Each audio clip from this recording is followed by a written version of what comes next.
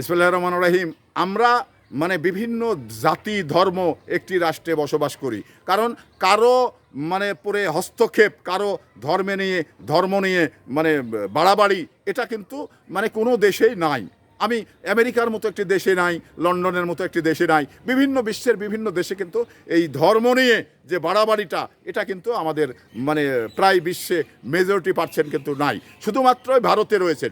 ভারতের সনাতন ধর্মের লোকগুলো বা সাম্প্রদায়িক আইন পাশ করার পরে মুসলমানদের উপরে যে অত্যাচার নির্যাতন শুরু হয়েছে, এটা অমানবিক। কারণ মানবিক এটা কোনোভাবেই মেনে নেওয়া যায় না। কারণ আমার এই বাংলাদেশ কিন্তু মানে মুসলিম কান্ট্রি, তাহলে এখানে শুধু মুসলমানই বাস করবে না, বিভিন্ন জাতি ধর্মই বসবাস করবে। কারণ এই দেশের বাপদাদা যেখানে বসবাস করে গেছেন, পরের প্রজন্মও কিন্তু তারা বসবাস করবেন, সমান অধিকার নিয়েই বসবাস করবেন।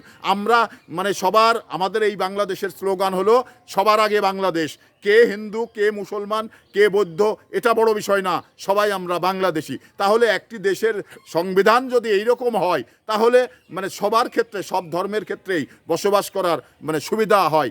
আর ভারতে যে সংবিধানটা হয়েছে, সেটা হলো যে আসলেই সনাতন ধর্মের মানুষগুলোই ওই দেশে বসবাস করবে, প্রভাব বিস্তার করবে, আর মুসলমানদের মার খেতে হবে। তো এই সংবিধান যদি ভারতে থেকে থাকে, তাহলে আমি মনে করি সংবিধানটা চেঞ্জ করতে হবে।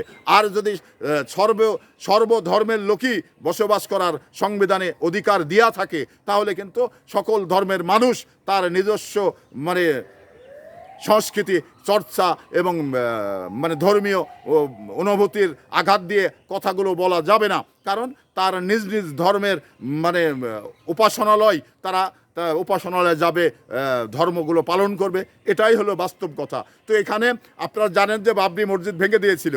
এবার এই মসজিদ কেউ তৈরি করছেন, এটা আপনার ভারত কিন্তু মেনে নেয় না। তো তাহলে এই ভারতের যে এই মৌলবাদী ভারতের যে এই মানে সাম্প্রদায়িক আইন, এটা মানে বিশ্বের সংবিধানকে লঙ্ঘন করছেন।